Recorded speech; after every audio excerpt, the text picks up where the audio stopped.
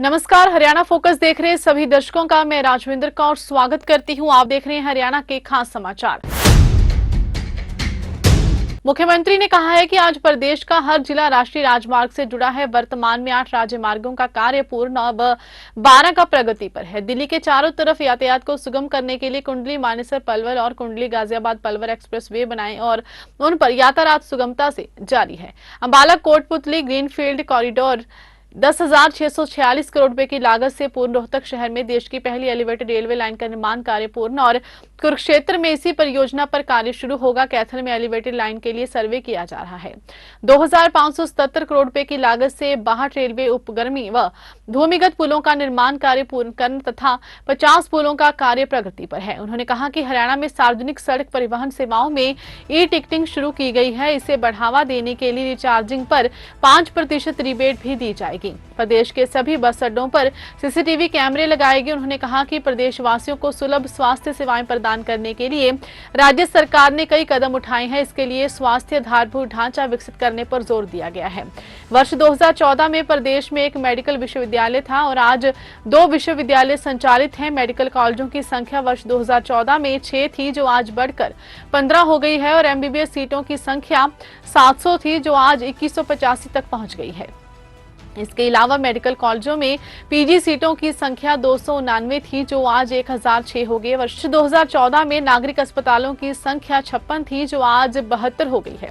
हर जिले में medical college खोलने की योजना के तहत अधिकतर जिलों में कॉलेज बन चुके हैं या निर्माणाधीन है। 8 मेडिकल कॉलेज पाइपलाइन में है। इतना नहीं, हमने 2700 हेल्थ एंड वेलनेस सेंटर बनाए हैं। मुख्यमंत्री मनोहर लाल ने कहा कि केंद्र सरकार ने डीए की किश्त में 42% से 46% तक का इजाफा किया है, जिसको वह हरियाणा में भी जुलाई 2023 से लागू करने का ऐलान करते हैं और साथ में एरियर भी दिसंबर माह तक दे दिया जाएगा। मुख्यमंत्री ने बताया कि इसमें 3.5 लाख मुलाजिम हैं, उनको इस योजना का लाभ होगा। इसके साथ अग्रोहा में खनन के कार्य की अनुमति सरकार को मिल गई है और बहुत जल्द वहां पे काम शुरू किया जाएगा। मुख्यमंत्री मनोहर लाल ने कहा कि भारत सरकार की तरफ से हमें यमुनानगर में लगने वाले 800 मेगावाट के थर्मल प्लांट की मंजूरी मिल गई है।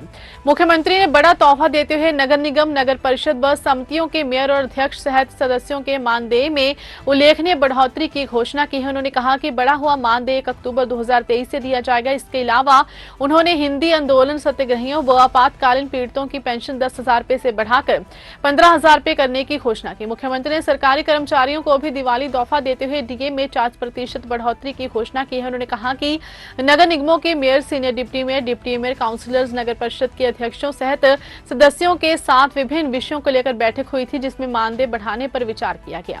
उन्होंने कहा कि पहले मेयर को 20,500 रुपए मासिक मानदेय मिलता था, जिसे अब बढ़ाकर 30,000 रुपए किया गया है। इसी प्रकार सीनियर डिप्टी मेयर को मानदेय 16,500 रुपए से बढ़ाकर 25,000 रुपए, डिप्टी मेयर का मानदेय 13,000 रुपए से बढ़ाकर 20,000 रुपए तथा पार्षदों का मानदेय 10,500 रुपए से बढ़ाकर 15,000 रुपए किया गया है।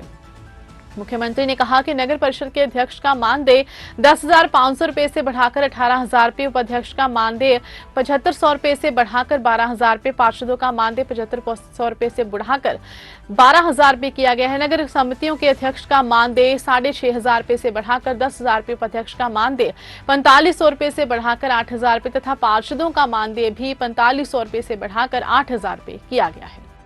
पीडब्ल्यूडी की कुछ सड़कें ऐसी हैं जिनमें कमर्शियल टोल लगे हुए हैं, तो उन कमर्शियल टोल में 6 टोल ऐसे हैं जो हमने पहचान की है, जिसका समय भी बहुत थोड़ा बचा है कंट्रैक्टर का और उसकी कलेक्शन भी कोई बहुत अधिक नहीं है। 6 जो टोल हैं उनको एक निश्चित तिथि के बाद बंद कर दिया जाएगा, वो मैं आपको बता रहा हूँ। इनका टोल फ्री कर दिया जाएगा, जिसमें 3 तो ऐसे हैं जो 1 नवंबर से ही बंद हो जाएंगे, 3 दिन बाद, जिसके अंदर जो डिपार्टमेंट के लोग चला रहे हैं इनको, वो 3 टोल हैं। विलेज बसीरपुर राजस्थान बॉर्डर के ऊपर है, जो नारनौल जो निज़ामपुर रोड है उसके ऊपर, हाँ, स्टेट हाईवे नंबर 17। फिर दूसरा village Tatiyana, state highway number 11 है, ये नियर पंजाब बॉर्डर है, कैथल पटियाला रोड पर। और तीसरा है state highway number 22, village Gujarwas, Subana Kosli Nahar Kanina road. तो ये तीनों का 1 तारीख से बंद हो जाएगा। अब इसके बाद है जो कंट्रैक्टर चला रहे हैं, उसकी डेट ख़त्म हो रही है 9/11 को, वो 10 तारीख को बंद करवा दिया जाएगा। आगे उसका कोई ऑप्शन नहीं होगी। वो है Kaithal Khanauri road, village Sangatpura, state highway number 8। इसी प्रकार एक कंट्रैक्टर का कंट्रैक्ट खत्म हो रहा है 30 नवंबर को, वो 1/12 को ख़त्म कर देंगे। कालाम, सडोरा, शाबाद, ये हिमाचल प्रदेश का जो बॉर्डर है, असगरपुर, वहाँ ये लगा है, तो वो भी बंद हो जाएगा। और छठा है village Firozpur, state highway number 18, Rohtak, Kharkhoda, Delhi border, वहाँ पर है। ये भी 1/12 को इसको भी बंद किया जाएगा। तो ऐसे 6 के 6 बंद होने के बाद लगभग 13 करोड़ रुपए का इसमें लॉस होगा। लेकिन 13 करोड़ में लॉस होगा तो बाद में जो डिपार्टमेंट ये वो सब लगा है तो वो उसके खर्चे भी कम हो जाएंगे। इसलिए एक निर्णय जो है in the interest of the public ये लिया गया कि 6 टोल जो हैं इनको इस साल के अंत तक ये बंद हो जाएंगे, कुछ 1 तारीख को 3 और 3 उसके बाद। प्राणवायु देवता, आप लोगों को पता होगा, इसकी घोषणा मैंने की थी कि जिन पेड़ों की आयु 75 साल आंकी गई है, 3810 पेड़ ऐसे निकले हैं राज्य में जिनकी आयु 75 साल से ऊपर है। मेरा मानना है कि शायद और भी निकल सकते हैं, कुछ वन विभाग अगर ये नॉन फॉरेस्ट पेड़ है। अच्छा ये नॉन फॉरेस्ट है, हाँ फिर ठीक है, क्योंकि फॉरेस्ट में तो बहुत ऐसे पेड़ होते हैं। तो ये नॉन फॉरेस्ट एरिया है 3810, इनका 27.5 रुपये वार्षिक के हिसाब से आज इनको सबको पेंशन भेज दी गई है। एक घोषणा मैं और कर रहा हूँ, वो वन विभाग को भी पूरी करानी है कि 5 जून को हर वर्ष पर्यावरण दिवस होता है। तो मेरा ऐसी एक अपील है आप लोगों के माध्यम से कि उस गांव के लोग, आसपास के लोग 5 मई को, क्योंकि पर्यावरण दिवस है, उसकी पूजा ज़रूर करें। तो ये कुल मिलाकर 3810 पेड़ हैं जिनकी आज हमने पेंशन भेजी है। जिला वाइज भी इसमें सबसे ज़्यादा रेवाड़ी में है, फिर यमुनानगर में है। इसके साथ आशा वर्कर का मैंने बता ही दिया कि 2100 रुपया हमने उनका बढ़ाया है, और साथ में 2 लाख रुपया उनको उनकी रिटायरमेंट पर एक मुश्त ये भी हमने घोषणा की, ये उनको मिलेगा। अभी डीए की जो किस्त है सेंट्रल गवर्नमेंट ने 42% से 46% कर दी है, तो ठीक है, इसको 42 से 46% जुलाई 2023 से ही लागू करने की मैं घोषणा करता हूँ। और जो इसके एरियर हैं, यानी जुलाई से जो सितंबर तक के, उनको भी दिसंबर के महीने में दे दिया जाएगा।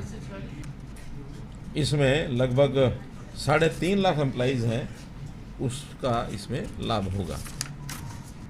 22 एकड़ ज़मीन के ऊपर अम्बाला छावनी में जो प्रथम स्वतंत्रता संग्राम में शहीद स्मारक जो बनना है, वो किन्हीं कारणों से बीच में रुका था, लेकिन दोबारा से उसका टेंडर हो करके उसको जल्दी शुरू कर देंगे। अरावली सफारी पार्क 10,000 एकड़, ये भी अपने आप में एक इतना बड़ा यूनिक कार्यक्रम है कि इसमें बहुत लोगों को रोज़गार भी मिलेगा, और हमें मुझे लगता है कि उसकी इकोनॉमी में भी अच्छा खासा हमको उसका लाभ मिलने वाला है, ऐसा मैं मानकर चलता हूँ। अग्रोहा में खनन का कार्य, इसकी परमिशन हमको मिल गई है। जो उत्खनन ऐसे पुरातत्व के जो अवशेषों का होता है, जैसे राखी गढ़ी चल रहा है, ऐसा ही अग्रोहा में करने का भी हमको मिल गया। बहुत जल्दी उसको भी शुरू कराएंगे। हिंदी आंदोलन सत्याग्रही और आपातकाल पीड़ित, ये जो हमारे बंधु हैं, और मैं आज ये भी घोषणा करता हूँ कि उनको भी 10,000 की बजाय 15,000 रुपया दिया जाएगा पेंशन का। हमारे जो स्थानीय निकाय हैं, इसमें ग्रामीण क्षेत्र के और शहरी निकाय के, पिछले दिनों में उनके साथ मीटिंग हुई थी, तो उन्होंने डिमांड रखी थी अपने कुछ मानदेय बढ़ाने के लिए। तो मानदेय का इस प्रकार से है कि जो जिला परिषद है, उस जिला परिषद में अभी तक उनको मानदेय मिलता है 10,000 रुपये महीना, और अब उनका 1 अक्टूबर से 10,000 पहले था, अब इसको 20,000 रुपया कर रहे हैं महीने का। 20 डबल। वाइस प्रेसिडेंट 7.5 से 15, मेंबर 3 से 6, यानी लगभग एकदम डबल। पंचायत समिति 7.5 से 15, यानी जो चेयरपर्सन है, वाइस चेयरपर्सन 3.5 से 7, मेंबर 1600 से 3,000। इस प्रकार से इनका ये सरपंच और पंच का हमने पहले मई में बढ़ा दिया था। ऐसे ही म्यूनिसिपल कॉरपोरेशन मेयर, इनको पहले मिलता था 20,500, अब इनको मिलेगा 30,000। सीनियर डिप्टी मेयर 16,500 से 25,000, डिप्टी मेयर 13,000 से 20,000, काउंसलर 10.5 से 15,000, ये कॉरपोरेशन में। देन म्यूनसिपल काउंसिल प्रेसिडेंट 10.5 से 18, वाइस प्रेसिडेंट 7.5 से 12, काउंसलर 7.5 से 12। देन म्यूनसिपल कमेटी प्रेसिडेंट 6.5 से 10, वाइस प्रेसिडेंट 4.5 से 8, काउंसलर 4.5 से 8। इस प्रकार से जो हमारे चुने हुए प्रतिनिधि हैं उन सब का ये मानदेय है, इसको भी उन्हें बढ़ाया है। नगरीय क्षेत्र और टाउन कंट्री प्लानिंग, इस क्षेत्र की कुछ कॉलोनीज को एक समझो किश्त और इसकी फेज़ 4 कहें इसको, तो इसकी रिकमेंडेशन हुई है इसको अप्रूव करने की। तो इसमें सबसे पहले जो अर्बन लोकल बॉडीज़, स्थानीय निकाय, इसकी 90 कॉलोनियों को और अप्रूव किया जाता है। इसके अंदर सबसे ज़्यादा हैं 25 यमुनानगर की और 17 फरीदाबाद की, 15 पलवल की, 12 झज्जर की, ये 10 से ऊपर हैं, बाकी जिलों की 10 से कम हैं। तो ऐसी 90 कॉलोनी और ये अप्रूव की जाती हैं। ऐसे ही टाउन कंट्री प्लानिंग, इनकी भी 100 कॉलोनी इनको अप्रूव किया जाता है।